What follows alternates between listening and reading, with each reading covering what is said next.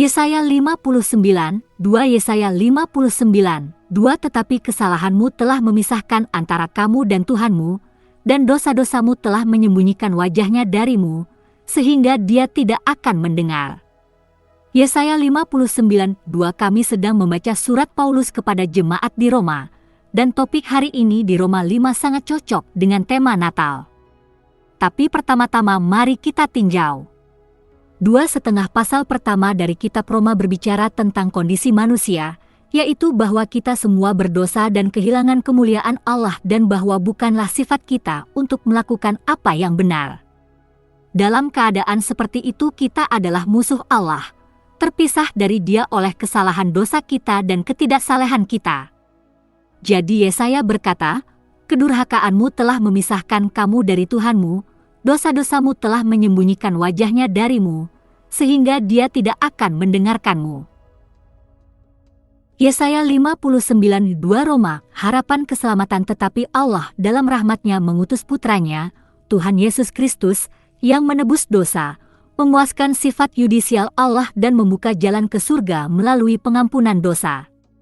Jadi dalam Roma 4 kita belajar bahwa hanya ada satu syarat yang Dia tempatkan pada kita untuk menerima keselamatan sebagai pemberian cuma-cuma. Syarat itu hanyalah percaya kepada Yesus, percaya kepada janji Allah.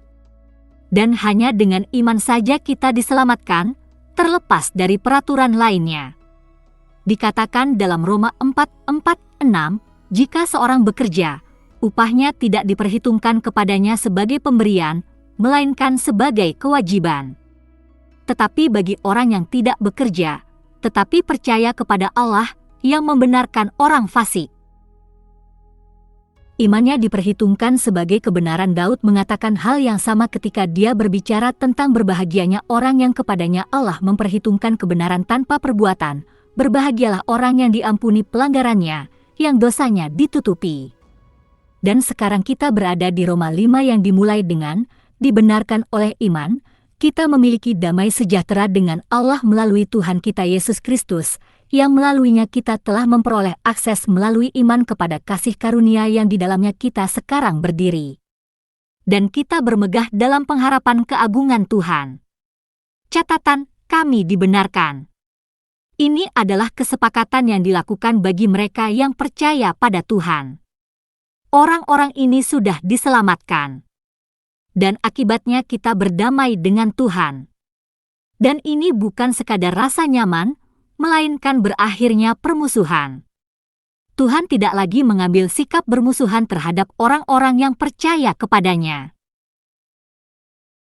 Dan itu dicapai melalui salib dan diaktifkan oleh iman Anda kepada Yesus Kristus. Akibatnya, di dalam Dia dan dengan iman kepadanya kita dapat menghampiri Allah dengan kebebasan dan kepercayaan. Efesus pukul 3:12. Sementara kita berada di dalam kasih karunia Allah, diselamatkan oleh iman. Sekarang, bagi mereka yang telah memeluk kebenaran ini, kami bersukacita dalam pengharapan akan kemuliaan Allah. Yang dimaksud dengan harapan dalam Alkitab bukanlah apa yang pada umumnya disebut orang sebagai harapan saat ini.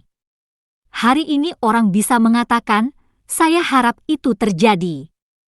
Apa artinya, "Saya berharap ini akan terjadi," atau "Saya berharap ini benar"? Itu bukanlah harapan yang dibicarakan Alkitab. Sebaliknya, harapan mengacu pada perasaan mengantisipasi apa yang Anda yakini akan terjadi. Ini seperti perasaan anak-anak pada malam Natal dalam mengantisipasi hadiah yang mungkin mereka miliki saat bangun di pagi hari. Begitu juga bagi mereka yang telah beriman kepada Kristus, kami menantikan kebangkitan penuh sukacita dari kematian menuju kemuliaan. Dan Anda menemukan bahwa bahkan di dalam Perjanjian Lama, seperti ketika malaikat berkata kepada Daniel, banyak orang yang tidur dalam debu tanah akan bangkit, sebagian untuk hidup yang kekal, sebagian untuk kehinaan dan kehinaan yang kekal. Kecemerlangan surga, dan itu yang membawa banyak orang kepada kematian kebenaran seperti bintang-bintang selama-lamanya. Daniel 12:2-3 atau dalam kitab Ayub yang menyatakan, "Aku tahu bahwa penebusku hidup, dan bahwa pada akhirnya ia akan berdiri di atas bumi. Dan setelah kulitku hancur, masih dalam dagingku aku akan melihat Tuhan, aku sendiri akan melihatnya dengan mataku sendiri, aku dan bukan yang lain. Betapa hatiku merindukan aku. Ayub 19:25-27. Apakah hatimu merindukan kemuliaan yang akan datang? Inilah pengharapan orang Kristen. Dan ini terlepas dari penderitaan yang kita hadapi sekarang. Karena penderitaan yang kita hadapi sekarang hanya menambah keyakinan kita. Jadi Paulus melanjutkan dalam Roma 5 dengan mengatakan, tidak hanya itu, tetapi kami juga bermegah dalam penderitaan kami, karena kami tahu bahwa penderitaan menghasilkan ketekunan, karakter, dan karakter, harapan. Dan harapan tidak mengecewakan kita, karena Tuhan mencurahkan kasih-Nya ke dalam hati kita melalui Roh Kudus yang Dia berikan kepada kita. Karunia Roh Kudus adalah bagian lain dari seluruh paket keselamatan yang kita terima. Tetapi saya akan berbicara lebih banyak tentang itu di bab 6-8. Tetapi tentang penderitaan yang kita orang percaya alami dalam hidup ini, Yakobus juga menulis, anggaplah itu murni sukacita, saudara-saudaraku, setiap kali kamu menghadapi berbagai pencobaan, karena kamu tahu bahwa ujian imanmu mengembangkan ketekunan. Ketekunan harus menyelesaikan pekerjaannya sehingga kamu menjadi dewasa dan lengkap, tidak kekurangan apapun. Yakobus 1:2-4a. Pengharapan orang Kristen terutama bukanlah tentang kehidupan ini. Mengingat penderitaannya, Paulus menulis, seandainya hanya untuk hidup ini kita memiliki harapan dalam Kristus, kita harus mengasihani diri sendiri lebih dari semua orang. Tetapi Kristus telah dibangkitkan dari antara orang mati, sebagai buah sulung dari mereka yang telah meninggal. 1 Korintus 15:19-20 melanjutkan Roma 5:6-8, Paulus melanjutkan dengan mengatakan, Anda lihat, pada waktu yang tepat, ketika kita masih lemah, Kristus mati untuk orang fasik. Sangat jarang ada orang yang mati untuk orang benar, meskipun untuk kebaikan.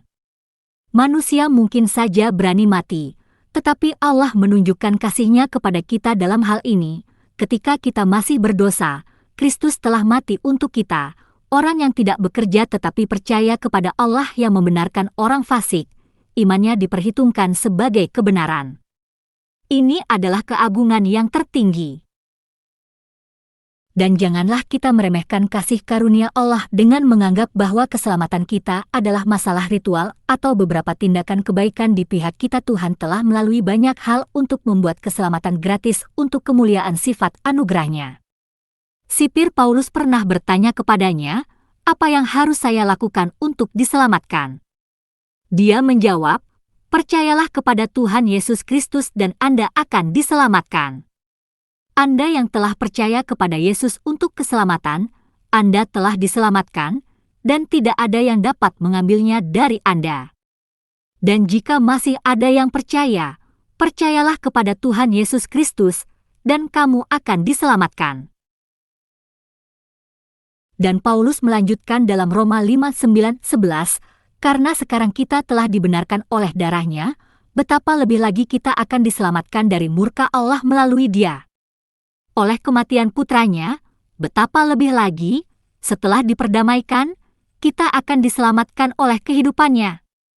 Tidak hanya itu, tetapi kita juga bersukacita di dalam Allah melalui Tuhan kita Yesus Kristus, yang melaluinya kita sekarang telah menerima pendamaian.